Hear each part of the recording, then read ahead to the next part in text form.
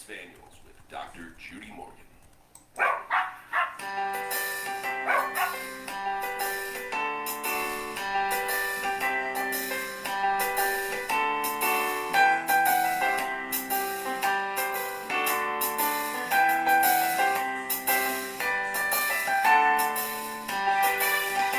Alright, where's the comments?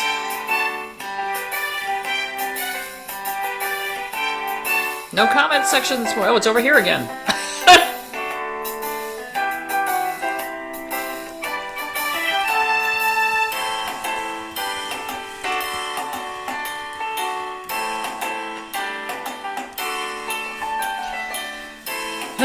Morning, everyone. Facebook moved the comments back to the left side of the screen again. I'm so confused.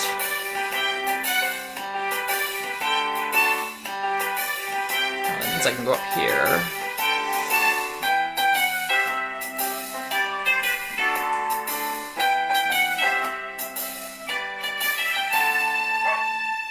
Remember, you can purchase all of Dr. Morgan's products at her Donkey website, Mama. www.drjudymorgan.com. Now it's time to sit back, relax, and enjoy the show. All right, well, hope you all had a wonderful weekend. It was rainy and miserable all day Saturday and Saturday night, and the new kids for the farm arrived around midnight on Friday night, and talk about a scared bunch of poor children. So what started out with Gwen sending me a text message saying, "Hey, Mom, there's a 28-inch mini mule at the kill pen. Her name is Sprinkles. Would you like to rescue her?" I said, "Send pictures." Well, Sprinkles was the cherry on top of the Cupcake. Cupcake is another mini mule. They were supposed to both be girls. Turns out Cupcake is actually a boy. Got boy parts. That was a little bit of a shock. We have no idea on their ages. Sprinkles looks, she's very dwarfish. So when you have miniature animals, you can get some very poor conformation and some serious issues associated with dwarfism. So she's kind of got what we call a sprung rib cage. It's very wide. She's very bony, so thin. She has what we call a U-neck, where her neck, instead of having a nice upward curved top line, it goes this way. She looks more like kind of a camel or a llama. She's got an underbite. Very rough coat. I'm sure they're very wormy, just very poor nutrition for a long period of time. Their feet are horrible. So mules should have pretty decent sized ears. So mini mules, you would expect pretty decent sized ears as well. Gwen thinks that they are Hinnies, which is half horse, half donkey, where the mama is the horse and the daddy is the donkey. And because it's a hybrid, they're sterile. So we don't know if little Cupcake was castrated or if little Cupcake just did not develop the other guy parts, his testicles, because there's nothing there. But they're adorable. The reason we think they're Hinnies is because their ears are pretty short. They're almost more like horse ears, and they have more horse type features. So they have like a horse type tail, not a donkey type tail. So they're very cute, and Cupcake is extremely friendly. Extremely. Cupcake wants to be in your lap all the time, just kind of up your butt, and will do anything for food. So going to be real easy to deal with that one. He was excellent with our granddaughter, Sarah. She patted him for about 5 minutes. She just thought he was awesome. I think she wants to ride him, and I think he'll actually put up with it. So we'll try that down the road. And Sprinkles was very, very nervous at first, and by yesterday, I got a brush, and first I started just scratching around Sprinkles' head and neck. She really loved that, and then she spun her butt around to get a butt scratch, so now every time we are in the pen, Sprinkles comes running over and gives you her butt, because all she wants is butt scratches. They both got brushed yesterday. Then we have little Ivan. If you haven't seen little Ivan, all these photos and videos, some are on my personal page, and there's an awful lot on the Fine and Dandy Acres Facebook page if you go looking for that. But we got, once I agreed that I was going to get the two little Hinnies or mini mules, I still wanted a donkey because I've wanted a donkey my entire life. So I opted to bring in Jasmine, who was supposed to be a 3-year-old female donkey. Well, she might be 3 or 4 months. She's tiny. I thought that her growth was just stunted, but nope, I think she's a baby. I don't know what happened to her mama, but she got separated early and scared to death, had never been touched. Can guarantee she's never been touched. So we couldn't get near her. She was just so scared.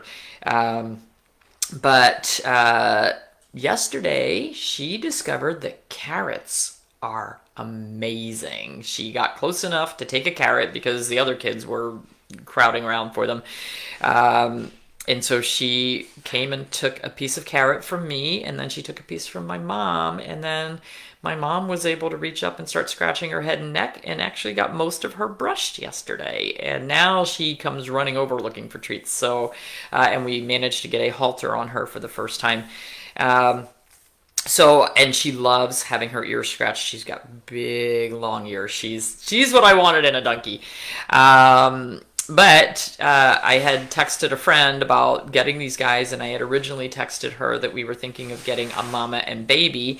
So when we decided to take these 3, she said, well, what happened to Ella and Ivan? And I said, I don't know if we can deal with a baby, and he's a jack. So he's going to have to get castrated at some point. He's going to have to get weaned from mama. And I said, I don't know if we can deal with all of that. And she said, I'll sponsor them. You have to get them out of there. So... big ass. I said, okay, we'll take them too. And then the kill pen people were texting me and saying, well, we still have Toby. I'm like, no, we're done. 5's plenty. So they all came barreling out of the trailer. They were very happy to get out of there on Friday night. That's the latest I've stayed up in years and years and years, but I had to stay up for the donkeys. So the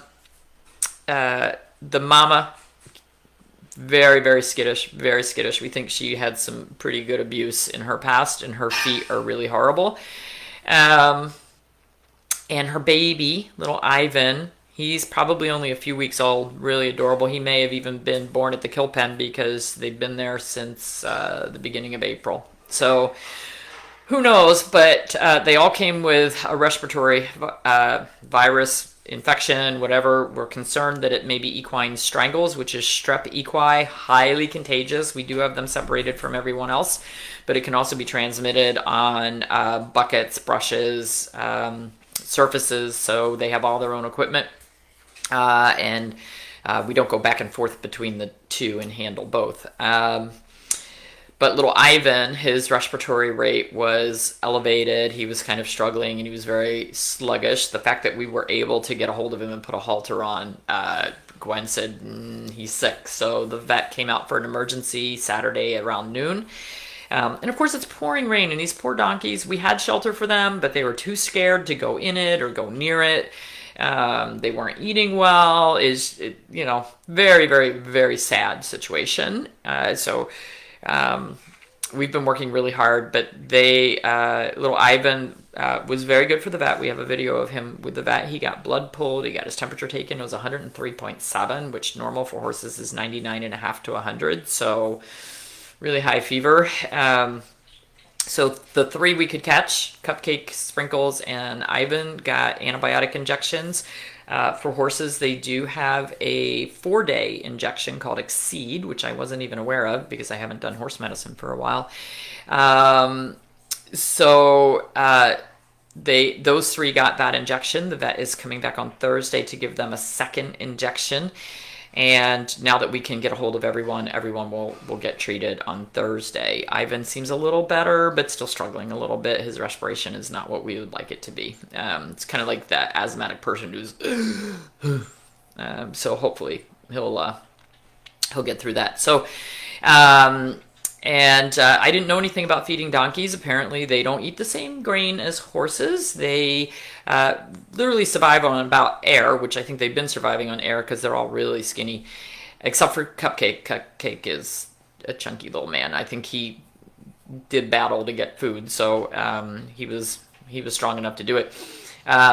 But they eat a ration balancer, it's called. It's a pelleted vitamin mineral supplement, basically. So they think they're getting grain, but they're really just getting vitamins and minerals. And 4 out of the 5 liked apples, and everybody likes carrots. And they love green grass, which they don't have much in their little paddock, which is good because if we put them out on our big fields, they would eat themselves to death at this point. Like literally would die. So they're in a small paddock with a little tiny bit of grass, but we're cutting buckets of grass and feeding them that to get them to come up and eat out of our hands. Luckily, they do work for food, except for Mama Ella. She's really, really nervous, but we can get a hold of her halter now and scratch her neck a little bit. So that's a huge improvement. So she will see the vet on Thursday as well. Why were they all at the kill shelter? There's I think 2 auctions down here because some of them had square numbers on their butts and some had oval numbers on their butts. So, people can't take care of their animals anymore. They run out of time. They run out of money. Sonic, our pony, we rescued her, 6 or 7 years ago now. And she was going to go to the kill auction, but a rescue group stepped in and took over 95 horses. Their owners had just gotten so old, the man died, and the wife was 95 and could no longer care for them. So, and they hadn't had anything done with them for about 5 years either. So she came through a rescue.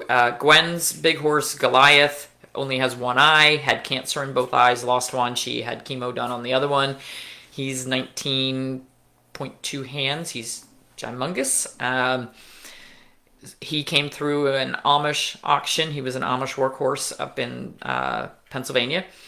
So we have a big collection of rescued animals, and yes, the jackpot. So yes, we are going to apply to get our 501c3 and be a sanctuary because we're getting chock full of rescue animals. Julie Johnson emailed me this morning and said, will you take a rescue pig? And this pig is like 800 pounds. No, not set up for pigs. We weren't even set up for donkeys yet. So, fencing and quarantine and everything is a lot of fun right now. But anyway, I love them. They are great. Really, rescue work is so rewarding when you have animals. We've seen this with the dogs too. When you have a rescue animal that's never been shown kindness or affection, people have done nothing good for them. People have been mean to them. That's why Ella is, I think she's the oldest of the group, and they are not trusting at the beginning. But when they come around, it's so heartwarming, and you've made a difference, and it's an amazing thing. And the donkeys have not hee-hawed yet. I'm waiting for some sounds to come out of these. I want to wake up in the morning and hear my donkeys calling for me. But I think it's sort of like our rescue dogs. When we bring dogs in that have gone through a lot of trauma, they're silent. They don't say anything. Little Myra, it took her, and she came from a private family, but she was so traumatized that it took her 4 months to find her voice. And when she found her voice at 4 months, it was because we were at a pet expo, and as we were leaving the expo, she saw goats out the truck window and started barking and carrying on at the goats. And from that moment on, once she found her voice, she talked to us all the time. And I think the same thing will happen here. I think right now they are still very shy and still wondering. But Gwen was already out at the farm this morning and sent a text and said, well, they're very food motivated because when I showed up, they all came running over to the fence. So they know that when we show up at the farm, food is coming. And so you just rescued a feral mama and her 1-day-old babies from the cold. Yeah, they're so thankful. They're so thankful. So I felt really bad because we had 5 animals with severe respiratory infections that were standing out in the rain Saturday night. 3 of them did figure out how to come up under the shelter. So Cupcake, Sprinkle, and Jasmine actually came up under the shelter. So, and we're supposed to have really beautiful weather this week. So I'm hoping that that sunshine and warmth is going to help them really come a long way. So, Gwen and Brandon have been very helpful. This has definitely been a family affair. So Hugh and I get to wrangle little Ivan this morning without Gwen's help. I'm pretty sure it's not going to be much of a wrangle at this point because he's getting pretty friendly. So Carol says Sailor just found his voice and is very demanding. Yeah, once they find it, boy. Yeah. Janice says her rescue lab didn't speak for a long time. 4 years later has come a long way, but still has some issues. Yeah, some of them are so traumatized. Like Ella, the mama donkey, I think she's always going to be a little standoffish. I think she's going to be our toughest nut to crack. She's not aggressive at all, which is wonderful. And she lets us handle the baby with absolutely no problem. So we're very happy for that. I think that when it comes time to start working on feet in a month or so, and Ella's got the worst feet. Oh, jeez, you can see the pictures on Facebook. They're, ugh. She might need sedation to get her feet done. I'm not sure she's going to be trusting enough for that, and I don't want our blacksmith getting killed because we need him. And when he came Friday, Gwen had just moved her horses over Thursday night. This is before the donkeys came. All the horses were in an uproar. They were screaming for each other.